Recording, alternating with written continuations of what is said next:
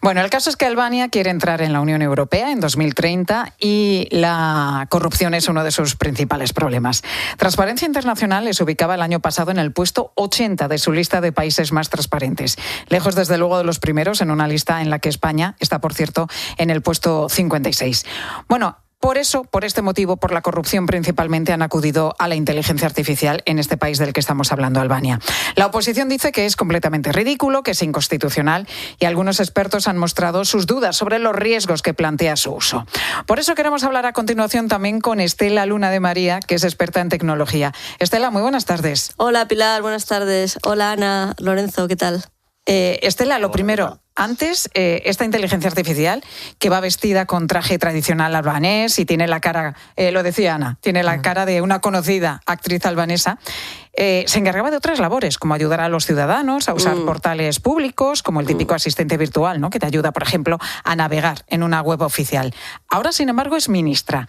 Cuéntanos cómo es Diela, cómo funciona. Vale, Diela, al principio el gobierno albanés lo que creó fue un portal que se llamaba e-Albania, e-Albania, o Albania Electrónica, y entonces a través de ese portal, que era un chatbot, gestionaban toda la interacción de los ciudadanos. Entonces, han utilizado no solo el portal como experimento para ver si, por ejemplo, tú vas a hacer un trámite en Albania y entonces te metes en ese portal e-Albania y dices, a ver, quiero pedir una licencia para abrir un bar, y te metes en el portal y pides la licencia. O quiero pagar mis impuestos y te metes todos a través de ese portal. Entonces, lo han utilizado primero como experimento para saber que pueden digitalizar algunos servicios, pero también como base de datos. Es decir, todas las inteligencias artificiales, como han comentado antes Ana y Lorenzo, necesitan una base de datos a partir de la cual entrenarse. Entonces, han estado recogiendo datos a través de este portal de e-Albania para luego tener como un repositorio a partir del cual establecer unas reglas, poner un sistema y hacer que la inteligencia artificial funcione de manera autónoma. Ese es un poco el principio. ¿Cómo funciona? Pues lo que quiere hacer es analizar todo el pasado de contratos para ver que no siempre las licitaciones se otorgan a las mismas empresas, que no se hacen, digamos que, pliegos a medida, es decir, que yo redacto sabiendo que tiene que ser una empresa, tiene que ser, imagínate, queremos hacer un contrato con una estación radiofónica, pues tiene que ser alguien que tenga el logo azul y que tenga 4 letras, pues probablemente sea COPE. Entonces, quiere decir, para que no se preparen las cosas un poco ad hoc para que todo funcione. Entonces, en ese sentido, no es mala idea, porque es verdad que la máquina puede detectar reiteraciones y patrones y cosas repetitivas, pero claro, esto de que está libre de sesgos y libre de manipulaciones externas es difícil de creer. Me resulta casi imposible de pensar que... Porque al final la máquina lo que hace es repetir las reglas con las que ha sido entrenada. Con lo cual, imagínate si las obras de la M30 o las obras de la adecuación de la Castellana siempre se otorgan a las empresas A, B y C, pues la máquina está entrenada en que se otorga a las empresas A, B y C, con lo cual va a repetir el patrón. Entonces yo abogaría por un sistema híbrido. Es decir, está bien meter máquinas, porque está bien, te hace una lectura de todo lo que ha sucedido en el pasado, pero además tiene que haber un sistema experto por fuera, puesto por una persona de carne y hueso, por un ingeniero que decida límites, que decida árboles de decisión, que decida en ciertas zonas de grises qué decisiones se van a tomar, y de esta manera que tengamos un sistema compuesto tanto por máquina como por persona, porque siempre tiene que haber una supervisión. Y luego además, y ya me callo, que llevo aquí mucho rato hablando, lo que decía Ana, que al final, si por encima de la máquina hay una persona, hay alguien a quien pedir responsabilidades. Porque si es solo la máquina por sí misma, si algo sucede, ¿de quién es la culpa? Sucedió en una fábrica de Volkswagen, una máquina que estaba haciendo un coche mató a un operario. ¿De quién es la culpa? ¿A quién imputas legalmente por esa muerte? O sea, que al final no puedes dejar a las máquinas que funcionen solas. Siempre tiene que haber por encima una persona que que esté supervisando las reglas expertas con las que las máquinas funcionan, sin perjuicio de que, por supuesto, tenga una base de datos, tenga un motor de cálculo y tenga un algoritmo y tenga todas las funcionalidades que hacen que el mundo esté evolucionando tanto. Por supuesto, tecnología sí, con un buen uso.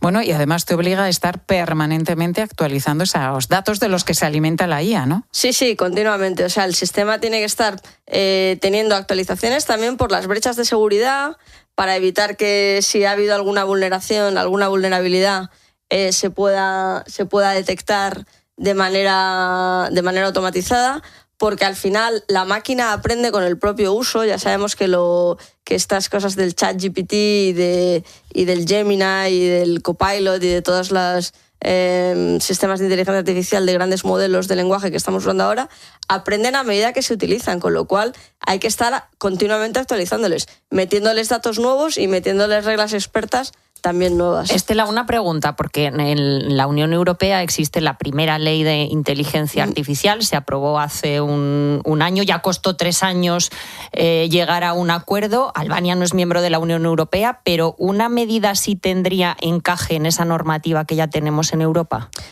Yo creo que no, o sea, eso es un poco parte del asunto, que el fallo principal que tiene esta medida, yo creo que es la falta de transparencia. Al final, cuando tú pones un algoritmo a que decida algo de manera autónoma, lo que tiene que ser el algoritmo es completamente público y que todo el mundo sepa cómo funciona. Es decir, si se da el caso A, voy a decidir B, y si se da C, voy a decidir D. Y que todo el mundo sepa perfectamente cómo funciona. Entonces, el problema de este algoritmo es que en el fondo nadie sabe cómo funciona, es como una caja negra. Entonces no puedes dejar grandes decisiones en manos de cajas negras, y es donde ahí no cumpliría con las leyes de transparencia de la Unión Europea, que es un poco lo que están diciendo, no cumpliría con principios éticos de la inteligencia artificial, porque al final queremos saber qué es lo que pasa. Incluso hay una sentencia muy reciente, que es de esta semana, del Tribunal Supremo, que obliga a hacer público el algoritmo que decide el bono social de la energía eléctrica, que es una cosa muy,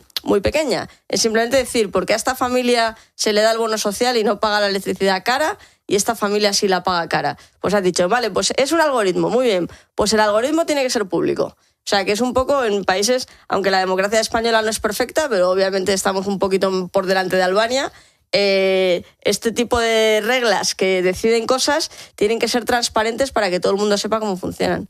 Y eso es lo que hace que la democracia sea creíble, ¿no?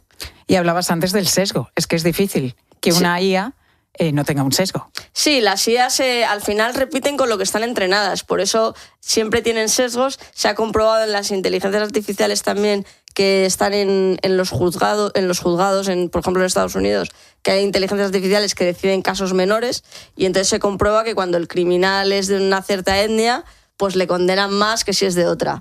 O también cuando las inteligencias artificiales están más pensadas con la forma de pensar de los hombres que de las mujeres. Bueno, son temas delicados, pero que siempre tienen sesgos respecto de cómo han sido entrenadas.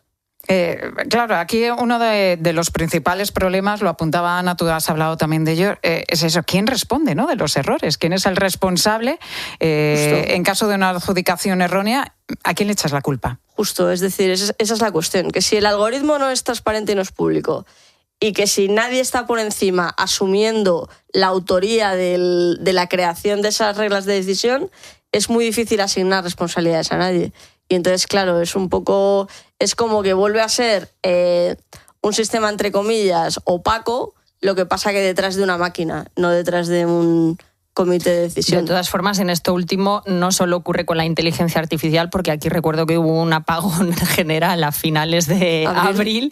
Había personas humanas y al final resultó que la culpa era de todos y no era de nadie. O sea que efectivamente, todavía no sabemos quién ha sido el responsable de ese día en el que nos quedamos todos a oscuras. Luego, bueno, está la cuestión de la seguridad también, ¿no? Ha habido casos en los que las conversaciones con ChatGPT se han hecho públicas. Si el que consulta cosas con ChatGPT es el primer ministro de un gobierno, lo que citábamos antes también, ¿no?, ¿podrían llegar a hacerse públicos temas de alta seguridad de un país o secretos de Estado? Completamente. O sea, a mí cuando leí la noticia de que el primer ministro sueco dijo en prensa que él consultaba tanto ChatGPT como LeChat, que es la versión francesa, para su segunda opinión, me llevé las manos a la cabeza porque dije, este señor no sabe cómo funcionan estos sistemas. Primero, porque el sistema lo estás entrenando tú a medida que lo utilizas. Con lo cual, si él dice, tengo una duda con cómo tratar a los vagabundos de las calles de Estocolmo, pues los datos que él meta los va a utilizar el sistema para el siguiente que le pregunte, oye, ¿qué hacemos con los vagabundos de las calles de Nueva York? Va a decir, pues me dijo el primer ministro sueco que en Estocolmo hacían no sé qué. O sea, es un poco como funciona el ChatGPT. Tú le metes un dato y el siguiente que te pregunta recoge ese dato y lo reutiliza. ¿Con nuestro nombre o con nuestra...? No, o sea, ahí lo lleva un poco al extremo. Tanto con la pérdida del anonimato, no, pero pone el nombre. Pero pone el dato, el contenido de la conversación. O sea, los contenidos de conversaciones se reutilizan todo el rato. Y luego ha habido brechas de seguridad. Salía en Medium, que es esta revista tecnológica americana, salía esta semana que no sé cuántas conversaciones de grandes ejecutivos americanos habían aparecido en Google. Directamente, y ahí sí, con nombre y todo. Es como el señor tal, ejecutivo de esta empresa, le preguntó a ChatGPT que cuántos empleados despedía para hacer que el coste operativo de la empresa bajara un 10%. Lorenzo, Ana, es el momento de preguntar a Estela, que se lo sabe todo. Si utilizamos, por tanto, ChatGPT y queremos que nuestras conversaciones sean anónimas, que no, o borrarlas, ¿se pueden borrar? Se pueden borrar, hay que borrarlas periódicamente. Se puede borrar en los ajustes, tú puedes borrar el historial y tienes que borrarla. También es bueno que siempre navegues en modo privado para que al final no te estén localizando con tu IP, para que no te estén localizando con tu usuario. Y luego yo recomiendo que siempre que puedas utilizar Google en lugar de ChatGPT, utiliza los buscadores antiguos. Al final muchas cosas te dan una información similar y son un poquito más seguros porque son más anónimos. Sí, es verdad que nos estamos acostumbrando a utilizar mucho el chat GPT para búsquedas que antes hacíamos en el buscador de Google fácilmente, ¿no? Fácilmente, sí, pero vamos, puedes borrar el historial y hay que borrarlo periódicamente, o sea, cuanto antes lo borres mejor. Bueno, pues Pilar, sí. Me vais a permitir que no me fíe absolutamente de nada, ni siquiera de los borrados. Yo no uso ChatGPT porque realmente no me hace falta y porque soy muy consciente de que no solo lo estoy entrenando, no solo estoy trabajando gratis para él.